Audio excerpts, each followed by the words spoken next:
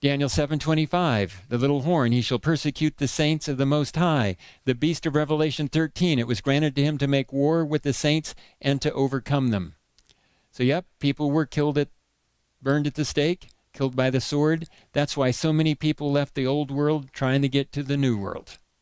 What a big risk they took in doing that. Then as we approach the year 2000, Pope John Paul urged forgiveness for centuries of wrong. As part of his letter, the Pope says the Roman Catholic Church must mark the year 2000 by acknowledging its members' sins, including intolerance in the name of religion and complicity in human rights crimes. As the second millennium draws to a close, the Church should become more fully conscious of the sinfulness of her children, recalling all those times in history when they departed from the Spirit of Christ. Goes on to talk about the Spanish Inquisition, Crusades.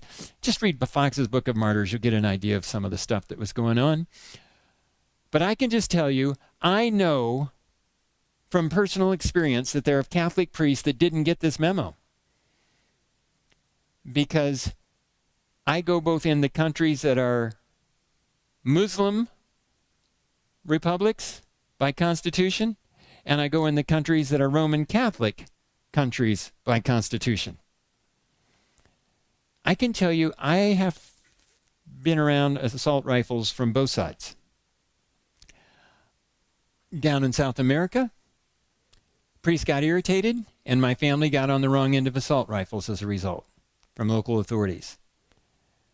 In another place, I was in a taxi that was just working for me and the group I had there, and which is kind of nice to have an on-call taxi.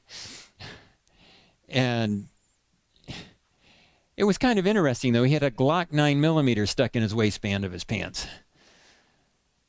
He said he's made some enemies with some of the people he's moved around.